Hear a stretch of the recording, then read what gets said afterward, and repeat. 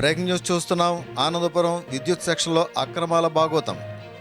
విద్యుత్ స్తంభం నేల కొరిగి 15 రోజులు దాటినా పట్టించుకొని వైనం. పొలంలో నేలపైనే విద్యుత్ వైర్లు హడలిపోతున్న రైతులు. ఇప్పటికే విద్యుత్ ప్రమాదంలో 2 గేదెలు మృతి అయినా స్పందించని అధికారులు. రైతుల ప్రాణాలను గాలి కొదిలేస్తున్న ఆనందపురం సెక్షన్. చేయి తడవందే పని జరగదంటున్న వైనం. 15 రోజులుగా విద్యుత్ సరఫరా లేదని ఆగ్రహిస్తున్న రైతులు.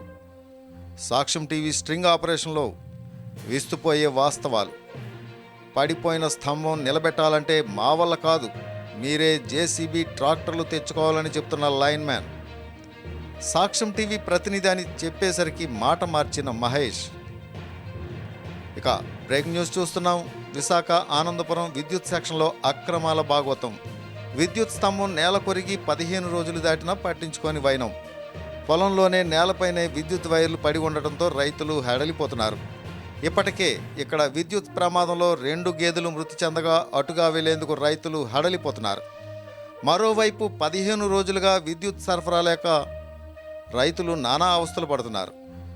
పడిపోయిన స్తంభం నిలబెట్టాలంటే మా వల్ల కాదు, మీరే జేసీబీ ట్రాక్టర్లు తెచ్చుకోవాలని, లేదంటే డబ్బులైనా ఇవ్వాలని చెబుతున్న స్థానిక లైన్ మ్యాన్.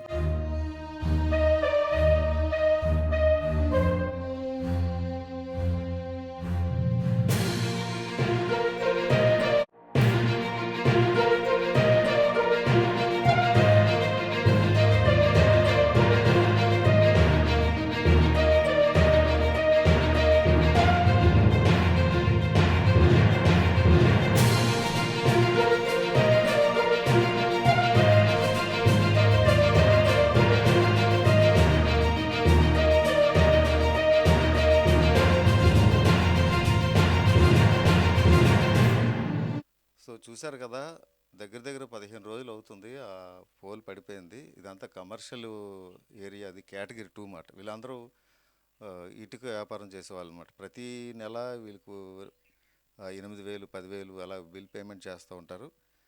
సో ఈ స్తంభం పడిపోయి, స్తంభాలు వాలిపోయి, వైర్లు పడిపోయినా సరే కనీసం పట్టించుకోలేదు. వీళ్ళకి ఏంటంటే గత 15 రోజులుగా పవర్ సప్లై లేదు. వీళ్ళు ఫోన్ చేసి అడుగుతుంటే మీరే లేబర్ని పెట్టుకోండి, మీరే గోతులు తవ్వండి, మీరు హెల్ప్ చేస్తే కానీ మేము చేయము అని చెప్పి ఇష్టం వచ్చినట్టు వాళ్ళు మాట్లాడుతున్నారని చెప్పేసి ఇక్కడ వ్యాపారస్తులు కావచ్చు, రైతులు కావచ్చు వాళ్ళు చెప్తున్నారు. సో ఇక్కడ ఎవరు మహేష్ అంట, మహేష్తో మనం మాట్లాడే ప్రయత్నం చేద్దాం, ఏమంటాడో తెలుసుకుందాం. ఫోన్ చేద్దాం.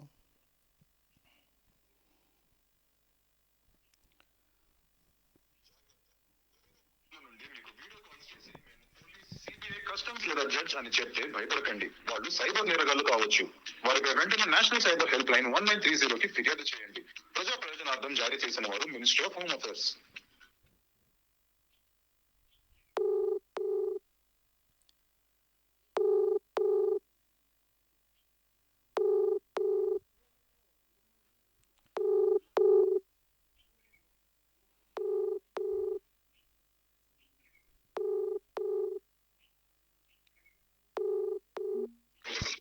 హలో బాబు, మహేష్ అండి. ఎవరండి మాట్లాడేది? అవి స్తంభం పడిపోయింది కదా, దాని గురించి ఫోన్ చేసాము. ఏ ఊరండి? ఎక్కడ? ఇది మరిడిపుట్ట దగ్గర భువనపాలెం. ఇటు మట్టిపడతారా? పోలు పడిపోయిందా? ఎక్కడ కాల్స్ వచ్చిందన్న బట్టి ఎక్కడనంటే అదే అదే అదే 10 నుంచి 13 సార్లు అందరూ ఫోన్ చేస్తానండి. మనిషిని పెట్టి ఉంటే నేను వస్తానండి, చిన్న ట్రాక్టర్ వచ్చింది, జేసీబీ అరేంజ్ చేయండి, వస్తానని చెప్పి చేయిస్తా ఉంటాను. 3 గంటలకి వస్తాను, సెర్చ్ చేయండి, వస్తాను. 15 రోజులు అయిపోయింది కదా. 15 రోజులే కాదండి, మొన్న ఈ వర్షాలు పడిందా అప్పటి నుంచి ఎక్కువ కిందకి పడిపోయింది. ఏకంగా కొద్దిగా వాల్యూ ఉండేది, ఏకంగా కింద పడిపోయింది. చూసాను. మరి ఇక్కడ పోలు పడిపోయిన దగ్గర ఇక్కడ మీరు కట్ చేసుకుంటే బాగుంది. నా శివాన్ని కట్ చేశారు, మొత్తం అంత కరెంట్ నీళ్ళు లేవు, పాలు లేవు, ఎటు లేవు. అది నా వల్ల తప్పు కూడా కాదండి. ఇప్పుడు నేను ఒక్కడనే చేస్తే అయిపోదు కదా, పోలు పడిపోయింది ఒక్కనే అయిపోతుంది కదా. అది కాదు, ఇప్పుడు ఇక్కడ సపోర్ట్ మీరు కూడా చిన్న జేసీబీ లాడతా, లేకపోతే చిన్న సెర్చ్ చేస్తే లాగేసి కనిపించేద్దాం 10 నిమిషాల పని అది. నేను అనేది అది కాదు. ఇప్పుడు పోల్ పడిపోయిన దగ్గర పోల్ కట్ చేసిస్తే సరిపోను. ఆ ముందాన అక్కడో కట్ మరి చేసి ఆ మరి మొక్క ఆ మొక్క ఆయన కూడా చెప్పలేదు నాకు ఎంతవరకు కరెంట్ ఇచ్చండి, ఈ పోల్కి అవసరం లేదంటే అరెస్ట్ చేద్దాం కదండి. మరి 2 గేదెలు మరి ఏకంగా మరి అక్కడ కూడా కనెక్షన్ కావాలి, రేపు పొద్దున మేటకు నా సంబంధం అనవసరం 2 పడిపోయిందంటే గేదెలు నాకు చేయాలి కదన్నట్టు ఆయన అంటారు. 2 గేదెలు చచ్చిపోయినాయి అనవసరంగానా? మరి ఆ మొక్క ఆయన మొన్న చెప్పిస్తే అక్కడ కట్ చేద్దాం కదా, లైన్ ఇచ్చిద్దాం కదా అలాగనే. మొన్న చెప్పడం కాదు, మొన్న పడిపోయిందని మొన్న మీకు తెలుసు కదా, అప్పుడే కదా ఏదో చేసి ఏంటి పడిపోయిన సంగతి తెలుసు, 2 సార్లు వచ్చి చూశాను. ఉమ్. ఆయన ఏమో ఇంకెందుకు ఇది జేసీబీ మనుషులు ఎడతాను లాగించేద్దాం అంటే చాలా సచిన్ గారు బీపీలు తెచ్చుకుని మాట్లాడేస్తాను తప్ప మరి మాట్లాడేస్తుంటే ఉపాయం మరి అది చెప్పట్లేదు కరెంట్ ఆయన. లేనప్పుడు కరెంట్ బిల్ కడతారు, మరి మరి మాట్లాడరా? బిల్లు కట్టట్లేదు నేను అనలేదండి, ఆ. ఇది చేయనని నేను అనలేదు. ఉమ్. మీరు కొద్దిగా సపోర్ట్ చేయండి సార్, చేయించేద్దాం అన్నాను. ఆ సప్- పూలు లాగితే రేపు పొద్దున్న ప్రాబ్లం లేకుండా ఉంటది కదని చెప్పేసి అని. సపోర్ట్ లేదు అంటే మీరు అన్నట్టు అక్కడ కట్ చేసి వదిలేయమంటే అది కట్ చేసి వదిలేస్తాం, మాకేటి ఇబ్బంది. సరే. ఇప్పుడు ఆ లోకల్లో ఎవరు జేసీబీలు గట్రా తేలేరు, పరిస్థితి ఏంటి? అలా ఉండిపోవడమేనా? చిన్న టాటర్ అయినా అరేంజ్ చేస్తాం, మాదే టాటర్ ఉందని అంటున్నా, గుమ్మస్తా ఉన్నారండి చేయించేద్దాం అంటారు ఆయన. సరే గడుకో మాట అంటుండ్రు, గడుకో మాట చెప్తారు, ఏంటి అర్థమవుతుంది ఆయన. నాన్న ఇప్పుడు లైన్ మ్యాన్వా ఎవరు? గ్రేటువా? నేను లైన్ మ్యాన్, గ్రేట్ కాదండి. మహేష్ అంట, ఆయన ఈ విధంగా మాట్లాడుతున్నాడు. మనుషులు పెట్టాలంట, గోతులు తవ్వించాలంట, జేసీబీ పెట్టాలంట, లేదా ట్రాక్టర్ పెట్టాలంట, అప్పుడు వచ్చి చేస్తాడంట. ఆయన వచ్చి జస్ట్ కనెక్షన్ ఇస్తాడంట.